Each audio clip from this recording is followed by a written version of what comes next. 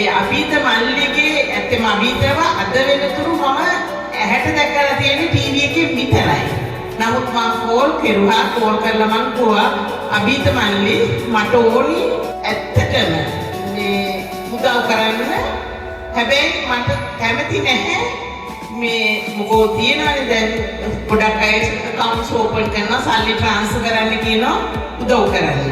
අපි ඉතින් අත්දැකීමෙන් දකිනවා මේ දේවල් නිසි තැනට නිසි පරිදි යොමු වෙන්නේ නැහැ කියලා.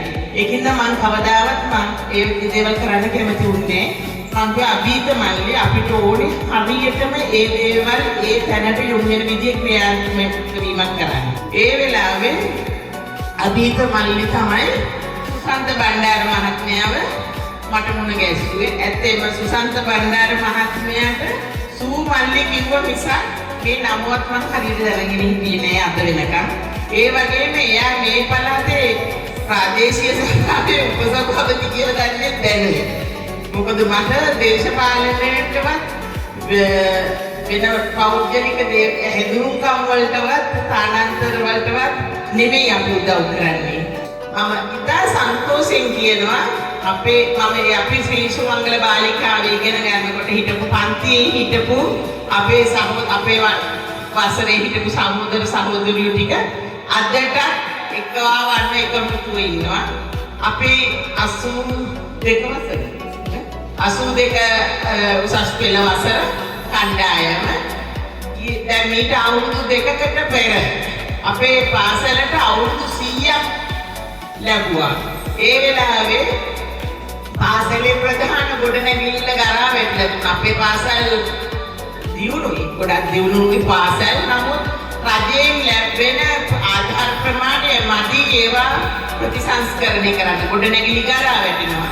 අන්තිමේදී අපිට පුළුවන් වුණා පාන්දුරු නගර ශාලාවේ සංගීත සංදර්ශනයක් කියලා අපේ කණ්ඩායම විතරක් එකතු වෙලා ලක්ෂ 12ක ප්‍රමාණයේ ආදායමක් අපලා ඒ ප්‍රධාන ගොඩනැගිල්ල පිළිසකර කරලා දෙන්න තමුන්ගේ පාසලට.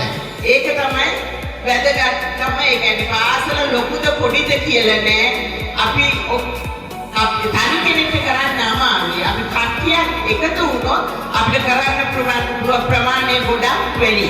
මම පිටරටක හිටියත් ඒ සියලු අවශ්‍යතා අතට යන මෙතනට යන කියලා ඒ සියලු දේ කෝඩිනේට් කළාම අපේ සහෝදරියෝ ඔක්කොම එකතු වෙලා ඔක්කොම ගෑනු පිරිමි නෑ. මොකද බාලිකා පාසලන්නේ එහෙම කියලා කිසි අඩුවක් නෑ. ගෑනු පිරිමි කියලා ભેදයක් නෑ. සිංහල දෙමළ කියලා ભેදයක් නෑ. අපි පොඩි ලොකුයි කියලා ભેදයක් නෑ. එකතු වුණොත් කරන්න බැරි දෙයක්වත් නෑ. මම දකින්නේ ඒකයි. මම පිටරටකට ගිහිල්ලා මම ඒ විදිහටම කරනවා. අපේ අවුරුදු උත්සවයේද නිදහස් උත්සවයේද නත්තල් උත්සවයේද හැමදේම සමාජයේ කට්ටිය එකතු කරගෙන අපි කරනවා. අපි ශ්‍රී ලංකාවේ අනන්‍යතාවය සුරකින්නවා. ඒ විදිහටම ඔයගලන්ට කරන්න පුළුවන්. මේ සියලු දේ කරන්න අපේ උතුම්බරට එන්න පාර පෙන්නපු සුමල්ලිට සුසන්ත බණ්ඩාර මහත්මයාට මම තාමත් තාත්තයි සුමල්ලි කියන්නේ චොට්ටා මොකද අපි සමීපයි. මම ස්තුතිවන්ත වෙනවා. ඊගාවට මගේ යාළුවා මගෙන් අහනවා රේණු කොහොමද මේක දුෂ්කර ඉස්කෝලයක් හොයාගත්තේ? ඔයා නෝර්වේ ඉඳගෙන ඔයා කොහොමද හොයාගත්තේ? හරිම තැනට ඔයා අපිව ගෙනල්ලා තියෙනවා. ඔයාට ගොඩක් පින් මේ අවස්ථාව අපිට ලබා දුන්නට කියලා. ඔව් ඒ පින මොදන් එන්නේ සුමල්ලිට. ඉතින් පුතේ දුවේ අපි බලාපොරොත්තු වෙන්නේ අපි කිසි දෙයක් ඕගොල්ලන්ගෙන් අපිට එපා.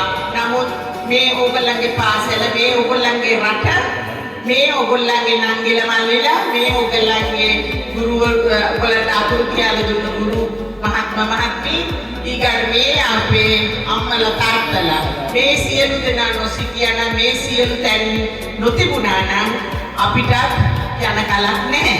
ඒකින්ද අපි හැමෝටම යුතුයකමක් වගකීමක් තියෙනවා. අර සූමල්ලි කිව්වා වගේ මේ දේවල් හරියට පරිහරණය කරලා ඉගෙනීමේ කටයුතු සාර්ථකව කරලා ඉහළ තැනකට ඇවිල්ලා ආපසු හැරී බලන්න ඔබගේ යුතුයකම ඉටු කරන්න. ඔබ සැමට ඉතා වාසනාවන්ත අනාගතයක් ප්‍රාර්ථනා කරනවා. අපි පුළුවන් හැටියට ඔබගේ අනාගතයට ඔබගේ පාසලට හැම වෙලාවෙම උදව් කරන්න අප කැප වී සිටිනවා. ස්තුතියි.